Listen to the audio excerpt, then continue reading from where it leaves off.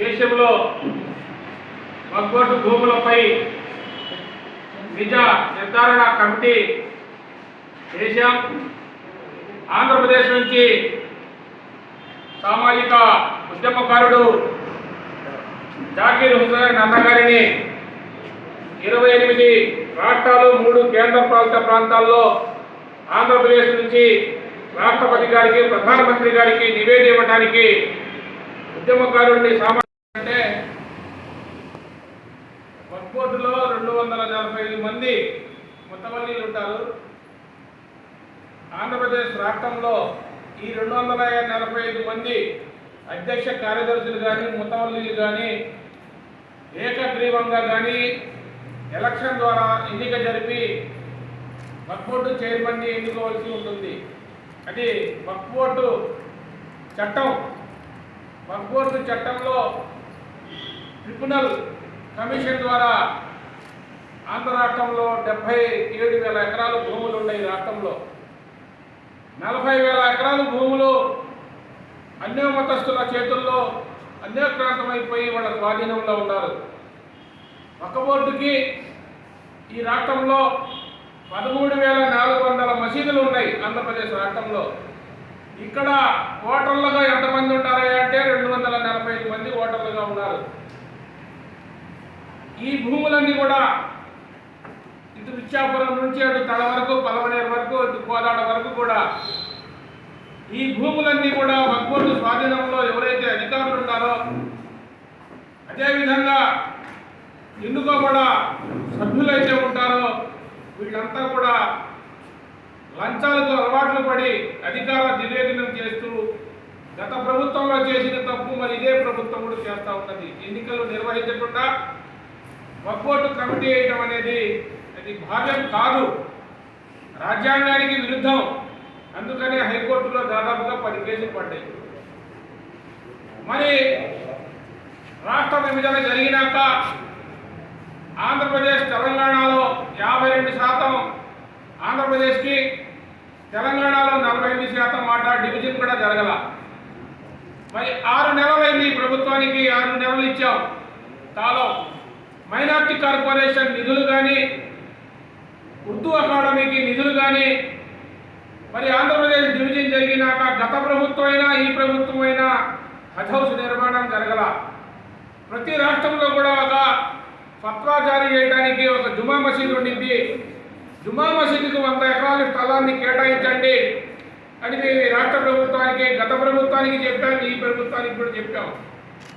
ముస్లిం personal లా కానీ ఈ ముస్లిం సమస్యల మీద కానీ అటు తెలుగుదేశంలో ఉన్న నాయకులు కానీ వైసీపీలో నాయకులు కానీ వాళ్ళ యొక్క సూచనలు సలహాలు తీసుకోవడంలో కూడా ఈ ప్రభుత్వం పూర్తిగా వైఫల్యం చెందింది.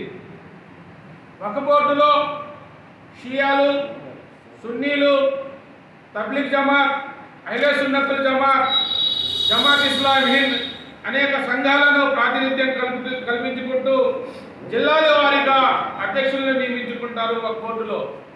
కానీ ఆ ఏం పట్టకుండా ఉన్న జీవోని రద్దు చేసి కొత్త జీవోని తీసుకొచ్చారు. కొత్త జీవోలో ఎవరు ఉన్నారా అంటే ఇక్కడున్న ఎమ్మెల్సీ గత ప్రభుత్వం వైసీపీలో ఉన్న అతన్ని కూడా మెంబర్గా చేర్చుకున్నారు. గతంలో వైసీపీలో పనిచేసిన వాళ్ళని కూడా మళ్ళీ జీవోలు ఇచ్చి చేర్చుకున్నారు. అంటే ఏ ప్రభుత్వంలో అధికారంలో ఉంటే ఆ ప్రభుత్వానికి వత్తాసుగా పలికి మరి వీళ్ళంతా కూడా ఏకమయ్యి ఎలా దాచుకోవటం, ముస్లిం సమాజాన్ని అభివృద్ధి చేయకుండా న్యాయస్థానాలలో కోర్టులో కేసులు వేసి అభివృద్ధిని విస్మరిస్తున్నారు వీళ్ళంతా కూడా. అదేవిధంగా విజయవాడ నగరంలో గాలిబ్ షహీద్ దర్గా భూములు సర్వే నెంబరు 63లో 35 ఎకరాల 20 సెంటు ఉంది. అదేవిధంగా సర్వే నెంబరు 600లో మరి 16 ఎకరాలు ఉంది. కొన్ని వందల ఎకరాలు విజయవాడ నగరంలో భూములు ఉంటే ఈ జిల్లాలో ఉన్న ముస్లింలకు తలా 3 సెంట్లు భూమి ఇవ్వమని అనేక సంవత్సరాలుగా నవరంగ్ కాంగ్రెస్ పార్టీ పోరాడుతూ ఉంది. సమస్య ఉన్న భూమిని సద్వినియోగం చేసుకోకుండా ఎక్కడో అమరావతి రాజధానిలో గత ప్రభుత్వంలో ఇళ్ళు లేని వారికి ప్లాట్లు ఇచ్చి ఆ ప్లాట్లను నిర్వీర్యం చేశారు. ఇప్పటికైనా ఎస్సీలు కానీ, బీసీలు కానీ, ఎస్టీలు కానీ, నిరుపేదలు ఎవరైతే ఉంటారో వాళ్ళందరికీ కూడా ఈ ఒక్కోటి భూములు యూనియన్ వారికి 3 సెంట్లు కేటాయించాలని ప్రభుత్వానికి సలహా ఇస్తా ఉన్నాం. అదేవిధంగా మైనార్టీ కార్పొరేషన్కి నిధులు, ఉర్దూ అకాడమీ, హజ్ హౌస్ అనేక సంస్థలతో మరి ఎక్కడ కూడా అభివృద్ధికి ముస్లింలు ఆమడ దూరంలో పెడతా ఉన్నారు. ఏ ప్రభుత్వం వచ్చినా కానీ కేవలం ఓటు బ్యాంకుగానే చూస్తూ ఉన్నారు. గౌరవనీయులు నారా చంద్రబాబు నాయుడు గారు ముస్లింల యొక్క సమీక్ష ఏర్పాటు చేసి ముస్లింల యొక్క సంక్షేమాన్ని విస్మరించవద్దని మేము విజ్ఞప్తి చేస్తూ ఉన్నాం. మీరు ఎన్నికలలో ప్రతి పిల్లవాడికి కూడా అమ్మఒడి ద్వారా 15,000 ఇస్తామని వాగ్దానం చేసి ఉన్నారు. ఆ వాగ్దానాన్ని అమలు చేయండి అంటా ఉన్నాం. మరి అదేవిధంగా ఆర్టీసీలో మహిళలకు ఉచిత బస్సు సౌకర్యం కల్పిస్తానన్నారు. ఎక్కడా కల్పించిన దాఖలాలు లేవు. కాలం వెళ్ళబోతా ఉన్నది. అదేవిధంగా అమరావతి రాజధాని క్యాపిటల్ సిటీ అని నోటితో ప్రకటించారు. అమరావతి రాజధాని అంటే అసెంబ్లీలో తీర్మానం జరగాల, పార్లమెంటులో ఆమోదం పొందాలా, రాజ్యసభలో ఆమోదం పొందాలా, గవర్నర్ గారు ఇదే రాజధాని అని సిగ్నేచర్ చేయాలా, రాష్ట్రపతి గారు ఆమోద ముద్ర ఇస్తే పర్మనెంట్ రాజధాని అయింది తప్ప కేవలం అమరావతి రాజధాని పేరుతో నిధులు కేటాయించకుండా తాత్సారం చేయటం మంచి పద్ధతి కాదు. 3 రాజధానులని గత ముఖ్యమంత్రి గారు ఉత్తరాంధ్ర, కోస్తాంధ్ర, రాయలసీమ 3 ప్రాంతాల మధ్య ప్రాంతీయ విద్వేషాలు సృష్టించారు.